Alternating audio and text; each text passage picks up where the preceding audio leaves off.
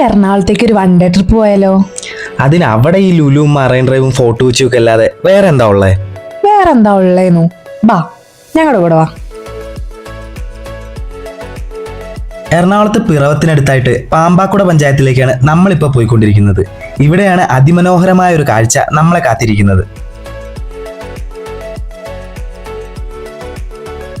ഞങ്ങൾക്കവിടെ ചിലവഴിക്കാനുള്ള സമയം വളരെ കുറവായിരുന്നു. അതുകൊണ്ട് തന്നെയാണ് ഒരു ബൈക്ക് റെന്റിന് എടുക്കാന്ന് വിചാരിച്ചത്. പക്ഷെ അതൊരു പൊട്ട തീരുമാനമായി പോയി എന്നുള്ളത് പിന്നീടാണ് മനസ്സിലായത്. ചെലവ് ചുരുക്കാൻ വേണ്ടി ഇലക്ട്രിക് സ്കൂട്ടറാണ് എടുത്തത്. ഇതെല്ലാം പെട്ടെന്നുണ്ടായ തീരുമാനങ്ങളായിരുന്നു. സ്പീഡ് കുറവായ എക്കോപൾസ് എടുത്തപ്പോൾ ഞങ്ങൾ അറിഞ്ഞിരുന്നില്ല 50 മിനിറ്റ് മാത്രം ആവശ്യമായ യാത്ര 2.5 മണിക്കൂർ നീളുവെന്ന്. നഗരത്തിന്റെ തിരക്കുകളില്ലാതെ റബ്ബർ തോട്ടങ്ങൾക്കിടയിലൂടെ നമ്മൾ ഇപ്പോൾ എത്തിയിരിക്കുന്നത് കൊച്ചരീക്കൽ ഗുഹയിലേക്കാണ്. ഒരു 4 വർഷം മുമ്പ് വരെ ആരാലും ശ്രദ്ധിക്കാതിരുന്ന ഈ സ്ഥലം പലരുടെയും യൂട്യൂബ്, ഇൻസ്റ്റാ വീഡിയോകളിലൂടെയാണ് ലോകമറിഞ്ഞത്. പാമ്പാക്കുട പഞ്ചായത്താണ് ഈ പ്രദേശം പരിപാലിച്ചു പോരുന്നത്. ഇവിടെ മലിനപ്പെടുത്താതിരിക്കാൻ ചെറിയൊരു ടിക്കറ്റ് ഈടാക്കുന്നുണ്ട്. അതും വെറും 20 രൂപ മാത്രം. പടവുകൾ ഇറങ്ങി താഴേക്ക് ചെല്ലുന്ന നമ്മെ കാത്തിരിക്കുന്നത് പ്രകൃതി ഒരുക്കി വച്ചിരിക്കുന്ന ഒരു അത്ഭുതം തന്നെയാണ്.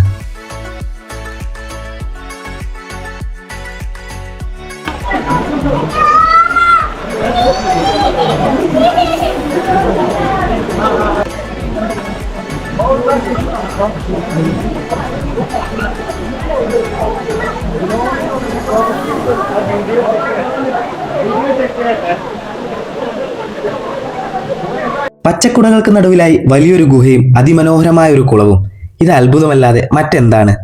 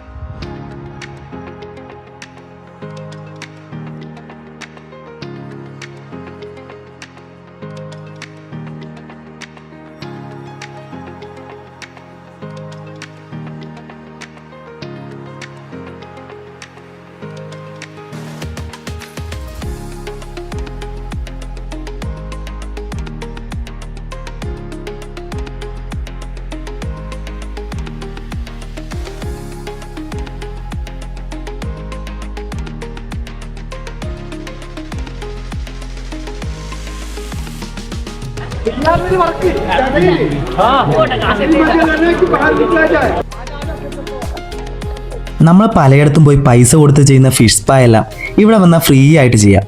അത്രയും മീനുകളുണ്ട് ഇവിടെ.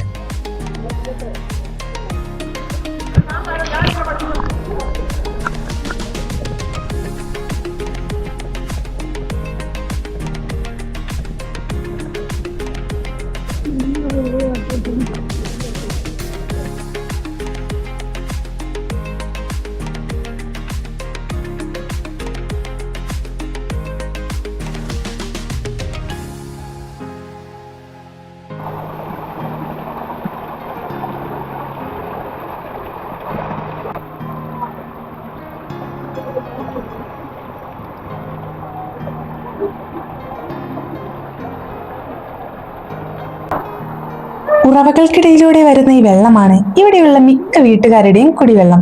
അത് മലിനപ്പെടുത്താതിരിക്കേണ്ടത് നമ്മുടെ കടമയല്ലേ? അങ്ങനെ സമയക്കുറവ് കാരണം മനസ്സില്ല മനസ്സോടെ ഞങ്ങൾക്ക് തിരിച്ചു കയറേണ്ടി വന്നു. തീർന്നിട്ടില്ല. മറ്റൊരു വിസ്മയം കൂടെ നമ്മളെ കാത്തിരിക്കുന്നുണ്ട്. ഇവിടെ അടുത്ത് തന്നെയാണ് അരീക്കൽ വെള്ളച്ചാട്ടവും. ഇവിടെയും ഒരു 20 രൂപ ടിക്കറ്റ് ഈടാക്കുന്നുണ്ട്.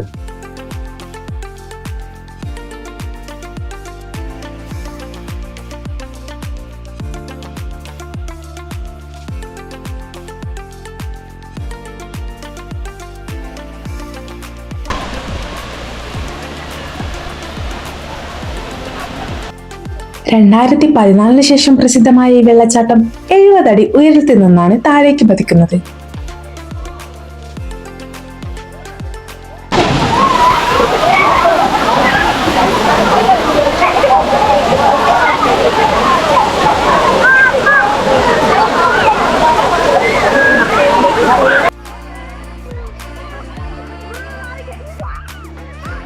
പെട്ടെന്ന് എല്ലാവരും പേടിച്ചു മാറുന്നത് കണ്ട് നോക്കിയതാണ്.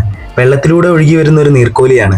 ഇങ്ങനെയുള്ള പ്രദേശങ്ങളിൽ വരുമ്പോൾ ഇത്തരം കാര്യങ്ങൾ നമ്മൾ ശ്രദ്ധിക്കണം. കാരണം ഈ കാടും മേടും ഒന്നും തന്നെ നമുക്ക് മാത്രം സ്വന്തമല്ലല്ലോ.